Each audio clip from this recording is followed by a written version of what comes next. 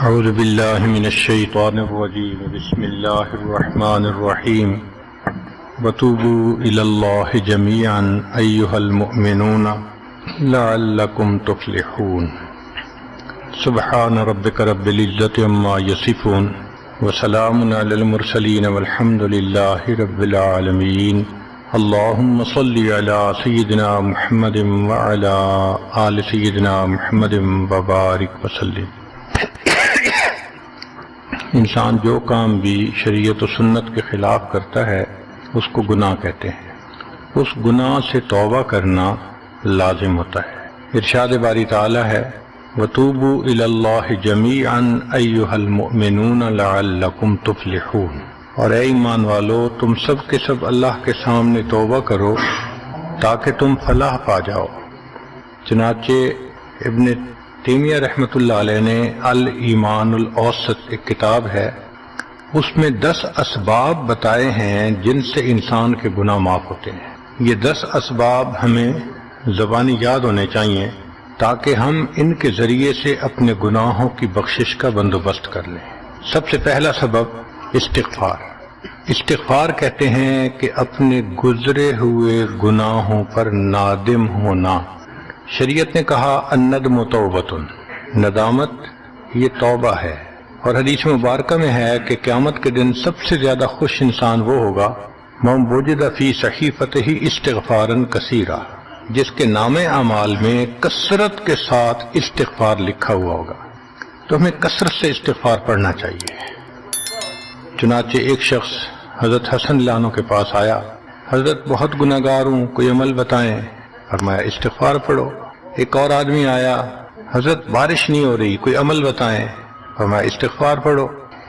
پھر ایک آدمی آیا کہ حضرت بہت قرضہ چڑھ گیا، دعا کریں کہ کوئی اسباب بن جائیں رزق کے، مال کے، تاکہ قرضہ اتر جائے۔ فرمایا استغفار پڑھو۔ پھر ایک شخص آیا کہ حضرت دعا کریں اللہ مجھے بیٹا دے دے۔ فرمایا استغفار کرو۔ ایک آدمی آیا میرا باغ ہے، دعا کریں کہ میرا پھل زیادہ لگے۔ فرمایا استغفار کرو۔ ایک آدمی آیا میری کھیتی باڑی کی زمین ہے، دعا کریں پانی اندر سے نکل آئے۔ فرمایا استغفار کرو۔ اب سننے والا حیران کہ مختلف لوگ مختلف ضروریات آ کر بیان کرتے رہے، سب کے لیے ایک ہی جواب۔ تو اس نے پوچھا کہ حضرت کیا مسئلہ؟ تو فرمایا کہ دیکھو یہ جواب میں نے اپنی طرف سے نہیں دیا، قرآن مجید سے دیا ہے۔ اللہ تعالیٰ ارشاد فرماتے ہیں قرآن مجید میں فَقُلْتُ اسْتَغْفِرُوا رَبَّكُمْ إِنَّهُ كَانَ غَفَّارًا۔ تو سب سے پہلے استغفار کرنے سے گناہوں کی بخشش ہوتی ہے۔ یرسل السماء علیکم مدرارا، تمہارے اوپر اللہ بارشیں برسائے گا۔ ویمددکم باموال، اللہ مال کے ذریعے تمہاری مدد کرے گا۔ وبنین، اور بیٹوں کے ذریعے مدد کرے گا۔ ویجعل لکم جنات، اور اللہ تعالیٰ تمہیں درختوں پہ پھل زیادہ عطا کرے گا۔ وَيَجْعَلْ لَكُمْ أَنْهَارًا، اور اللہ تعالیٰ تمہارے لیے زمین سے چشمے جاری فرما دے گا۔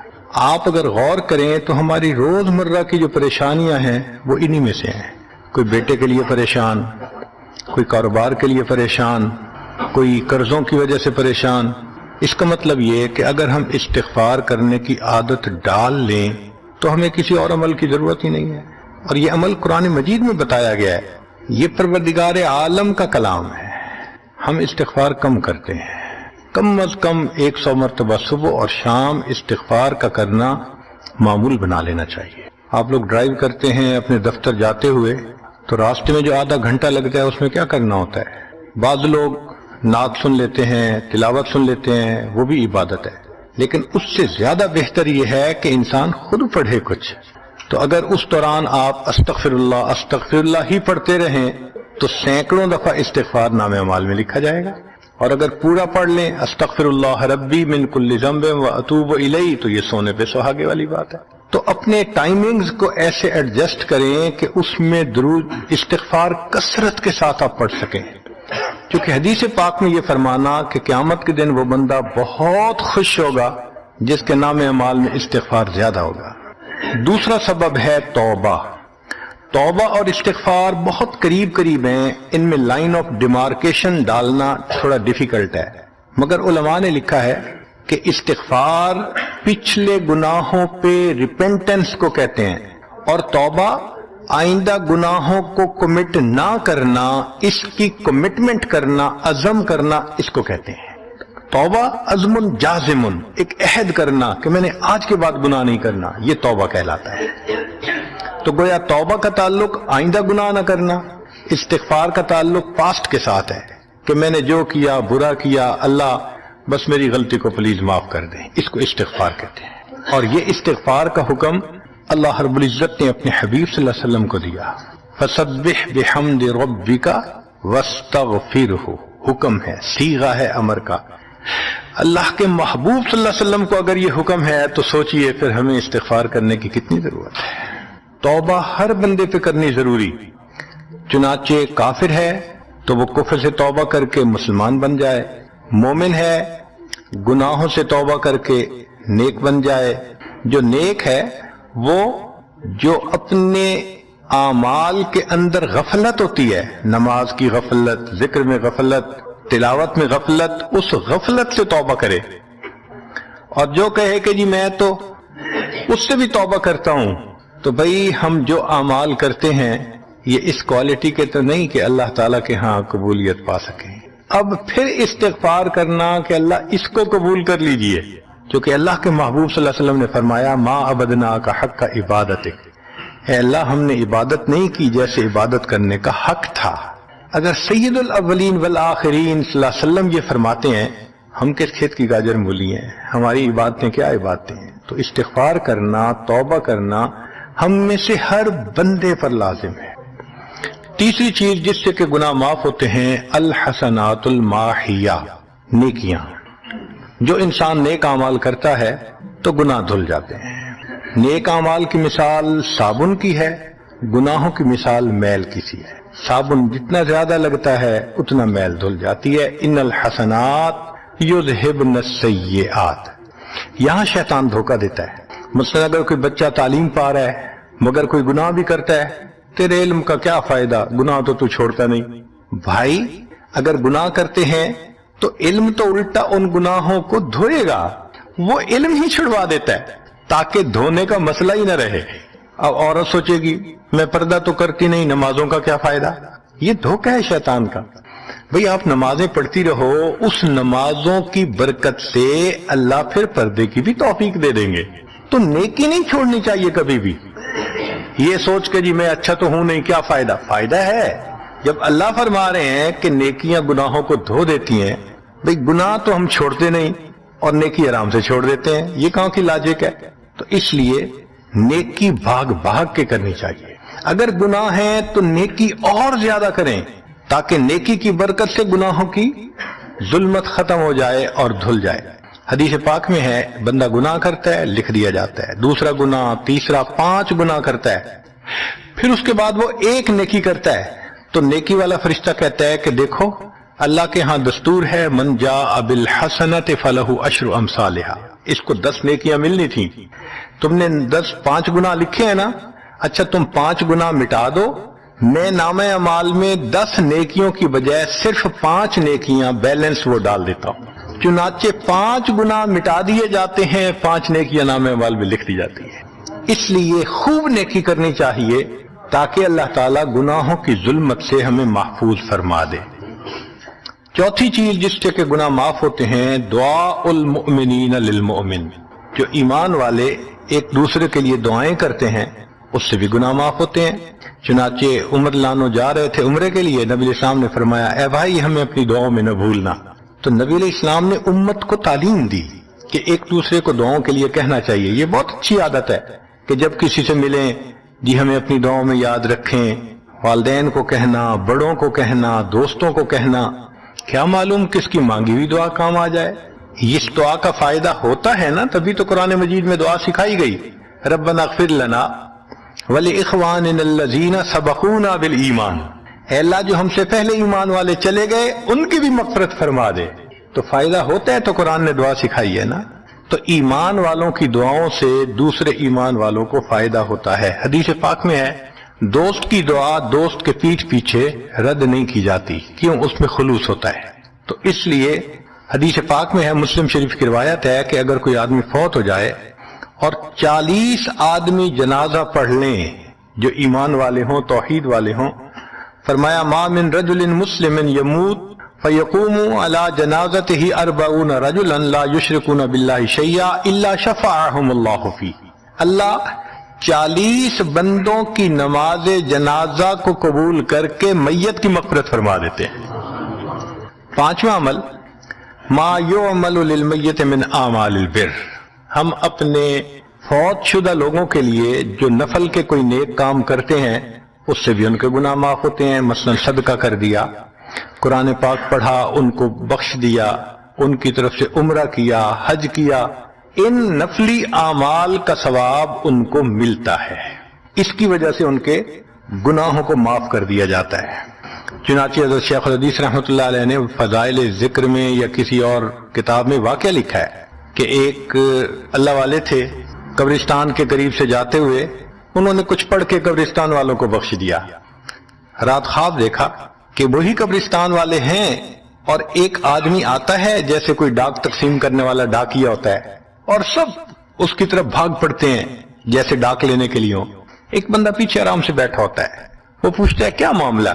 وہ کہتا ہے کہ یہ فرشتہ آیا ہے، روزانہ کی جو ڈاک آئی ہے نا نیکیوں کی، جو اولاد نے، رشتہ داروں نے، دوستوں نے کیے، لہذا وہ اعمال نیکیاں ملتی ہیں تو یہ سب لوگ جاتے ہیں کہ نیکیاں ملیں گی، ہمارا درجہ بڑھے گا. اس نے کہا کہ آپ کو ضرورت نہیں ہے.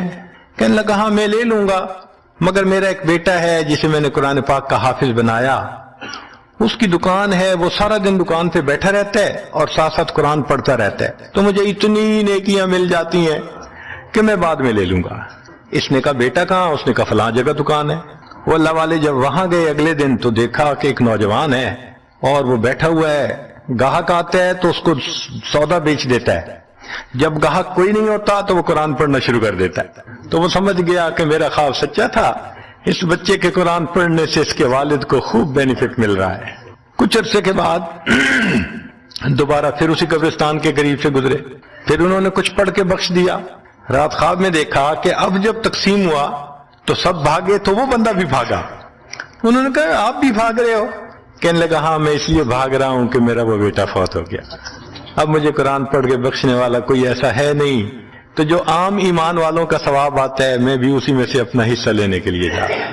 تو ایمان والوں کے ان اعمال کا ثواب بھی ملتا ہے، اور اصل میں یہ اسی بندے کا اپنا عمل ہوتا ہے. یہ ذہن میں رکھنا کہ جو ایمان والے پڑھ کے بخشتے ہیں نا اس کا ثواب کیوں ملتا ہے؟ اس کا اپنا عمل. دیکھو اس نے نیکوں سے تعلق جوڑا. وہ بھی تو ہوتے ہیں جن کے مرنے کے بعد پیچھے ریچھ کتے کی لڑائی کرواتے ہیں، میلے لگواتے ہیں، موسیقی کی محفلیں ہوتی ہیں، وہ بھی تو ہوتے ہیں نا، تو ان کو کچھ نہیں ملتا. اس بندے نے نیکوں سے محبت کی، یہ اس کا اپنا عمل ہے، اس کی محبت کی وجہ سے اب یہ لوگ اس کو پڑھتے ہیں، اللہ اس کو ثواب پہنچا دیتے ہیں، اس کے اپنا عمل ہے اصل میں. پھر چھٹی چیز جس کی وجہ سے گناہ معاف ہوتے ہیں، المصائب التی یکفر اللہ بها الخطایا فی الدنیا. دنیا میں انسان کو جو مشکلات، تکلیفیں، مصیبتیں پہنچتی ہیں ان کی وجہ سے گناہ معاف کر دیے جاتے ہیں. کوئی مصیبت دنیا میں پہنچتی ہے گناہ معاف ہوتے ہیں. چنانچہ نبی علیہ السلام تشریف فرما تھے، چراغ بجھ گیا، نبی علیہ السلام نے فرمایا انا للہ و انا الیہ راجعون. ام المومنین عائشہ صدیقہ نے پوچھا اللہ کے حبیب صلی اللہ علیہ وسلم یہ تو پڑھتے ہیں جب کوئی آدمی فوت ہو جاتا ہے. فرمایا عائشہ مومن کو جو بھی دنیا میں تکلیف غم پہنچتا ہے اگر وہ اس کے اوپر انا للہ پڑھ لے اس کو ثواب ملتا ہے. تو سوچنے کی بات ہے، چراغ کے بجھنے پر اگر ثواب ملتا ہے تو کسی عزیز کی زندگی کا چراغ بجھ گیا اس پر کتنا ثواب ملے گا. اس لیے تکلیف آئے تو پریشان ہونے کی بات نہیں ہوتی، صبر کرنے کی بات ہوتی ہے. انسان بے صبری کے ذریعے خواہ اس تکلیف پر ملنے والے ثواب سے اپنے آپ کو محروم کر دیتا ہے. بے صبری سے تکلیف ختم نہیں ہوتی، ثواب ملنا بند ہو جاتا ہے. تو بے صبری کا کیا فائدہ؟ اور ہو سکتا ہے کہ یہ مصیبت جو آئی یہ بندے نے خود مانگی ہو. یہ بھی عجیب بات ہے. آپ کہیں گے جی کوئی بندہ مصیبت تو نہیں مانگتا. ہاں ہو سکتا ہے مانگی ہو. کیسے کہ دعا مانگی اللہ مجھے قیامت کے دن میرے محبوب صلی اللہ علیہ وسلم کے ہاتھوں حوض کوثر کا جام عطا کر دینا.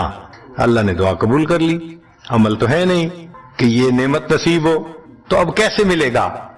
اللہ تعالیٰ بیماری مصیبت پریشانی کچھ اس کے اوپر بھیج دیتے ہیں. اگر یہ بندہ اس پر صبر کر لیتا ہے اس کو بہانہ بنا کر اللہ اس کو وہ نعمت عطا فرما دیتے ہیں. چنانچہ ایک بزرگ تھے 70s میں تھے, بیوی بھی اسی طرح بہت نیک تھی. بیوی نے کہا کہ میرا بڑا دل چاہتا ہے کہ نبی علیہ الصلوۃ والسلام کا دیدار نصیب ہو. میں بڑا درود شریف پڑھتی ہوں, نفل پڑھتی ہوں, مگر مجھے واضح زیارت نہیں ہوئی. آپ کو کوئی عمل آتا ہو تو بتا دیں. انہوں نے کہا عمل آتا ہے, کرو گی؟ کہا بالکل کروں گی. کہنے لگے اچھا جمعہ کا دن آ رہا ہے, خوب نہا دھو کے وہ جو دلہن والے کپڑے تھے نا تمہارے کناری والے گوٹے, وہ پہننا اور میک اپ کرنا, خوشبو لگانا, اور میں بس جمعہ پڑھ کے آؤں گا تو پھر ٹھیک ہے. اس نے کہا بہت اچھا. وہ اللہ کی بندی نہائی دھوئی دلہن کی طرح خوب تیار ہوئی, کپڑے دلہن والے پہنے. ان بزرگوں نے جمعہ کی نماز پڑھی تو ساتھ بھائی کا گھر تھا اس کی, یعنی ان کی بیوی کا. تو بیوی کے بھائی کے گھر چلے گئے. اس کو جا کے کہا میری عمر دیکھو اور آ کے اپنی بیوی بہن کی حالت دیکھو. اس نے کہا کیا مسئلہ؟ وہ ساتھ آ گیا. اور جب گھر آ کے اس نے دیکھا تو بیوی تو دلہن بنی بیٹھی ہے. بھائی کو غصہ آیا, تمہیں اپنی یہ تمہاری عمر اور یہ تمہارے لچھن. اس نے تو ڈانٹا اور وہ بیچاری روئی, اس کا دل ٹوٹا, رو رو کے حال برا, سو گئی. اللہ کی شان کہ اس نیند میں اس کو نبی علیہ السلام کی زیارت نصیب ہو گئی. اب وہ اٹھی تو وہ خوش بھی ہے اور پریشان بھی ہے. خوش اس بات پہ کہ زیارت ہو گئی, اور پریشان اس بات پہ کہ میاں نے کیا کیا, خود کہا دلہن بنو اور خود بھائی سے مجھے ڈانٹ پڑوا دی. تو پھر اس نے پوچھا کہ آپ نے ایسا کیوں کیا؟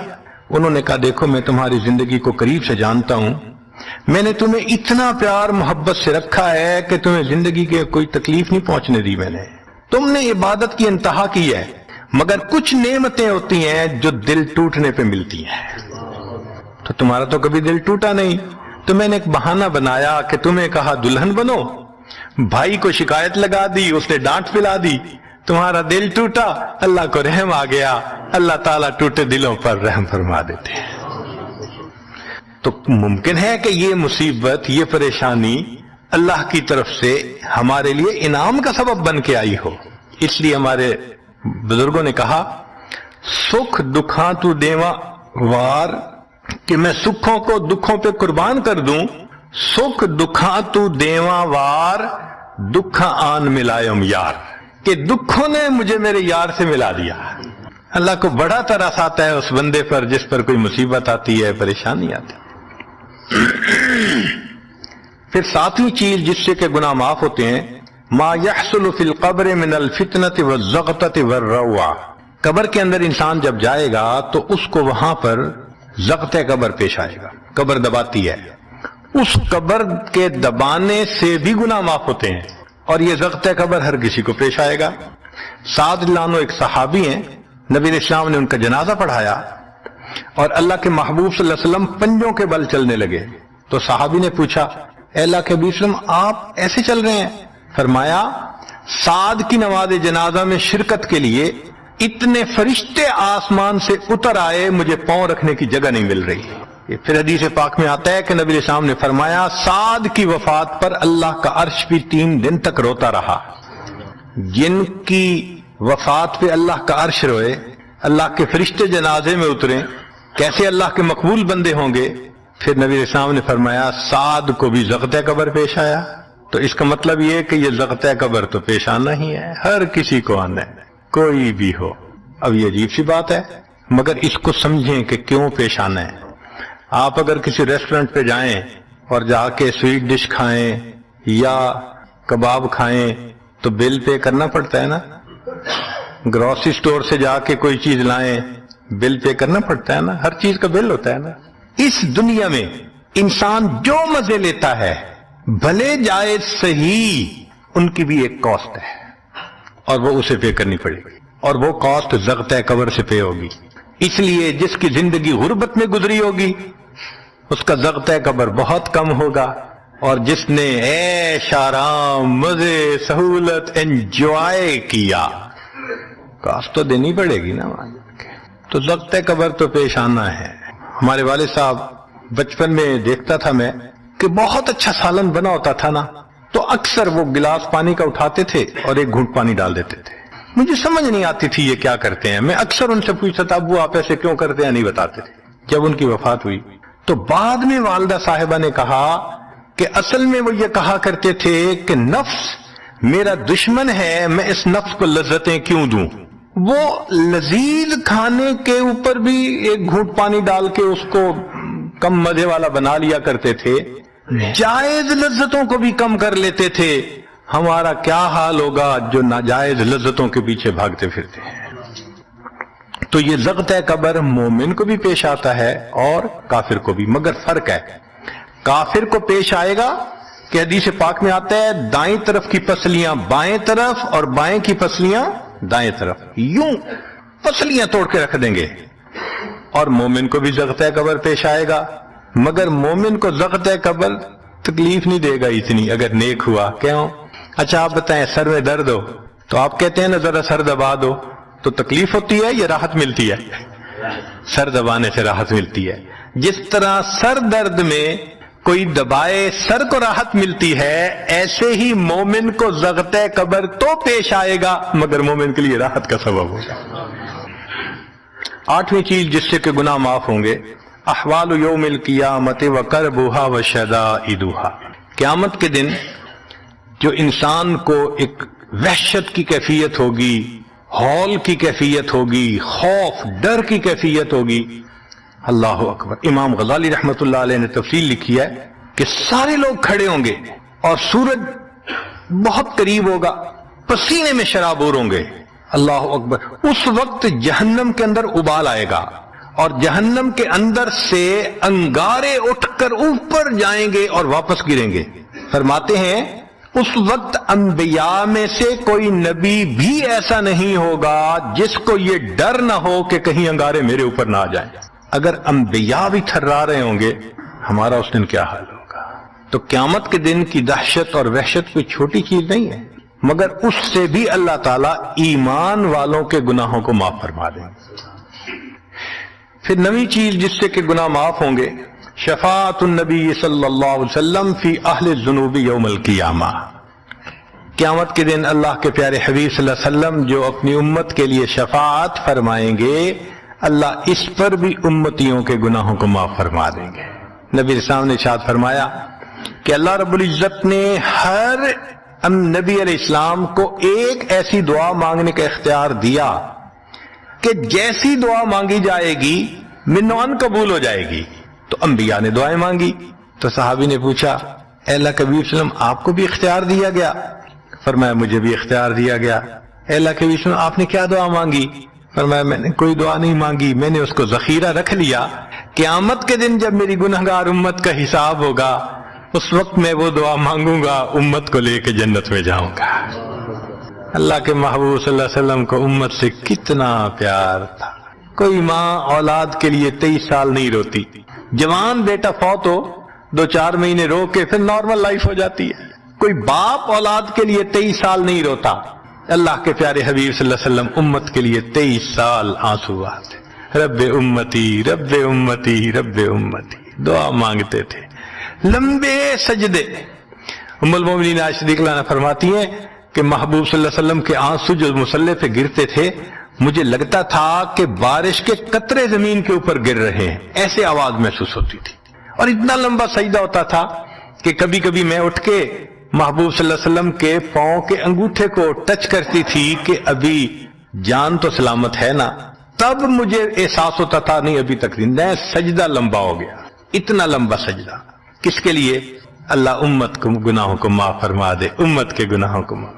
چنانچہ جب نبی علیہ الصلوۃ والسلام پر آخری یعنی مرض آئی, بیماری کی کیفیت آئی, تو اللہ کے حبیب صلی اللہ علیہ وسلم کو بخار بہت تیز ہو گیا تھا. اور جو مسجد میں آخری مرتبہ لائے تھے تو 2 آدمی تھے, ایک ادھر تھا ایک ادھر تھا, اور اللہ کے حبیب صلی اللہ علیہ وسلم نے ان کا سہارا لیا تھا اور بہت مشکل سے چل کے تشریف لائے تھے. یہ آخری نماز تھی. پھر واپس تشریف لے گئے, بخار اور تیز ہو گیا. سیدہ عائشہ رضی اللہ عنہا فرماتی ہیں کہ میں نے اوپر کپڑا سا ڈال دیا, کپڑے کے اوپر سے مجھے گرمی محسوس ہو رہی تھی. میں نے پانی کا ایک پیالہ پیش کیا, اللہ کے حبیب صلی اللہ علیہ وسلم پانی کے پیالے میں ہاتھ مبارک ڈالتے تھے اور اپنے چہرے پہ لے رہے تھے، اور جسم تھا کہ جیسے کوئی گرم چیز میں سے گرمی نکل رہی ہوتی ہے، اس طرح وہ بخار سے دہک رہا تھا۔ فرماتی ہیں کہ مجھے محسوس ہوا کہ یہ تو بہت تیز بخار ہے، کبھی ایسا نہیں دیکھا۔ تو میں نے پوچھا اے اللہ کے حبیب صلی اللہ علیہ وسلم، بخار ایسا تو کبھی نہیں دیکھا، اتنا زیادہ تیز، اتنا زیادہ تیز؟ نبی علیہ السلام نے فرمایا عائشہ، مومن کو سکرات موت کے وقت جو تکلیف ہوتی ہے اس پر بھی اس کے گناہ معاف ہوتے ہیں۔ میں نے اللہ سے یہ دعا مانگی تھی، اللہ جب میری سکرات کا وقت آئے تو مجھے تکلیف زیادہ دے دینا، اور اس کے بدلے اللہ میری امت کے گناہوں کو معاف فرما دینا۔ عائشہ، یہ وہ سکرات ہے جس کی وجہ سے مجھے تکلیف بہت ہے۔ اللہ کے محبوب صلی اللہ علیہ وسلم کو اتنی تکلیف ہو رہی تھی۔ اتنے میں اطلاع ملی، دروازہ کھٹکھٹایا گیا، پوچھا کون؟ جواب ملا جبریل علیہ السلام اور اسرائیل علیہ السلام اجازت مانگتے ہیں آنے کی۔ نبی علیہ السلام نے فرمایا جبریل اندر آ جائیں، تو جبریل آئے۔ اے اللہ کے حبیب صلی اللہ علیہ وسلم، اللہ نے آپ کو یاد فرمایا ہے۔ نبی علیہ السلام نے فرمایا جبریل، اللہ تعالیٰ سے پوچھ کے یہ پہلے بتاؤ میرے بعد میری امت کا کیا حال ہوگا، پہلے پوچھ کے بتاؤ۔ جبریل علیہ السلام نے اللہ تعالیٰ سے پوچھا، رب کریم نے کہا، فرمایا میرے محبوب سے جا کر کہہ دو اے محبوب، آپ کے بعد آپ کی امت کو تنہا نہیں چھوڑیں گے۔ جب نبی علیہ السلام کو تسلی ہو گئی، محبوب نے فرمایا اچھا ملک الموت کو بھی اندر آنے لگا۔ اللہ کے محبوب صلی اللہ علیہ وسلم کو امت سے ایسی محبت تھی، اللہ اکبر۔ چنانچہ حدیث پاک میں ہے کہ نبی علیہ الصلوۃ والسلام نے فرمایا خیرت بین ان یدخل نصف امتی الجنہ و بین شفاعہ، اللہ رب العزت نے مجھے چوائس دیا، اختیار دیا کہ اے میرے حبیب صلی اللہ علیہ وسلم، آپ چاہیں تو آپ کی آدھی امت کو بلا حساب جنت بھیج دیں گے، اور آپ چاہیں تو جن کی آپ شفاعت کریں ان کو بھیجیں گے۔ نبی علیہ السلام فرماتے ہیں فاخترت الشفاعہ، میں نے شفاعت کو چن لیا، لأنہا اعم و اکثر، اس لیے کہ میری شفاعت پر آدھی سے زیادہ امت کے لوگ جنت میں چلے جائیں گے۔ اللہ اکبر۔ پوچھنے والے نے پوچھا اے اللہ کے حبیب صلی اللہ علیہ وسلم، اترونہا للمتقین، کیا آپ کی شفاعت نیکوں کے لیے ہوگی؟ فرمایا لا ولکنہا للمذنبین الخطائین المتلوثین، نہیں، میری شفاعت میرے امت کے گناہگاروں کے لیے ہوگی۔ اللہ کے حبیب صلی اللہ علیہ وسلم کی شفاعت کا نصیب ہو جانا یہ بھی گناہوں کی بخشش کا سبب ہے، مگر شفاعت کس کو نصیب ہوگی اس کی بھی تفصیل سن لیجئے۔ کچھ لوگ ہوتے ہیں سنت کو دیکھتے ہیں، ان کا دل خوش ہو جاتا ہے، وہ سنت رکھنے والے کو انکریج کرتے ہیں، اس کو مورل سپورٹ دیتے ہیں، نہیں تم نے اچھا کیا۔ اور کچھ وہ ہوتے ہیں کہ جو دیکھتے ہیں چہرے پہ سنت سجی، کیا ملا بن گئے، کیا تم نے چہرے پہ کر لیا۔ علماء نے لکھا جس نے سنت کو دیکھ کر ناگواری کا اظہار کیا اس نے اپنے آپ کو شفاعت سے محروم کر لیا۔ یہ نہیں ہے کہ ہم سنت کا مذاق بناتے پھریں اور ہمیں شفاعت نصیب ہوگی، نہیں، احترام ہو دل میں سنت کا۔ نبی علیہ الصلوۃ والسلام کی ایک ایک سنت پہ قربان ہو انسان، جب یوں محبت ہوگی تو پھر نبی علیہ الصلوۃ والسلام کی شفاعت بھی ان کے لیے ہوگی۔ 10واں سبب جس سے کہ گناہ معاف ہوں گے، رحمت اللہ و عفوہ و مغفرتہ بلا سبب من العباد، قیامت کے دن انبیاء کرام شفاعت کریں گے، بخشش ہوگی، پھر علماء کریں گے، شہداء کریں گے، پھر سب جنتی شفاعت کریں گے، حتیٰ کہ کوئی ایسا نہیں رہے گا کہ جو کسی اور کی شفاعت کرے، اور وہ لوگ جہنم میں ہوں گے کہ جن کا کوئی جنتی واقع بھی نہیں ہوگا۔ اللہ اکبر، سالوں وہ جہنم میں جلتے رہیں گے، جلتے رہیں گے، پھر ایک وقت آئے گا کہ ان میں سے جن کے دل میں تھوڑا سا بھی ایمان ہوگا نا، اگرچہ اس کی شفاعت کرنے والا کوئی نہیں ہوگا، ان کو بھی اللہ بخشنے کا سبب بنائیں گے۔ وہ کیسا ہوگا؟ حدیث پاک میں آتا ہے کہ یہ جو ایمان والے ہوں گے نا، ان کے اور کافروں اور مشرکین کے درمیان جو دیوار تھی نا آگ کی، اس کو ذرا ٹرانسپیرنٹ اللہ بنائیں گے، تو مشرکین دیکھیں گے اور کہیں گے ہم تو جل ہی رہے تھے، اور تم تو کلمہ پڑھتے تھے، تم بھی یہاں جل رہے ہو۔ تو وہ جب ان کو کلمے کا تانا دیں گے کہ تمہارا نام تو مسلمانوں والا تھا نا، تو اس وقت وہ جہنمی اللہ سے فریاد کریں گے، اللہ تیری توحید کا تانا دیتے ہیں، کہاں گیا تمہارا خدا، تم بھی ہمارے ساتھ جل رہے ہو۔ جب وہ فریاد کریں گے اللہ تعالیٰ جبرائیل علیہ السلام کو فرمائیں گے، جبرائیل جاؤ، جس کے دل میں ذرہ برابر بھی تمہیں ایمان نظر آتا ہے اس کو بھی جہنم سے نکالنا، ان کو بھی جہنم سے نکال دیا جائے۔ پھر اس کے بعد وہ بچیں گے کہ جن کا ذرہ ایمان بھی نہیں فرشتے کو نظر آئے گا، مگر اللہ فرمائیں گے انبیاء نے بھی شفاعت کر لی، شہداء نے بھی، علماء نے بھی، جنتیوں نے بھی، اب میں اپنی رحمت کا اظہار کرتا ہوں، میں بھی تو بندوں سے محبت کرتا ہوں۔ حدیث پاک میں ہے ثلاث حشیات، یوں کر کے اگر گندم ہونا اور انسان دونوں ہاتھوں کو ایسے کرے تو اس کو لپ کہتے ہیں، لپ بھرنا، تو اس میں ہزاروں چاول کے دانے آ سکتے ہیں۔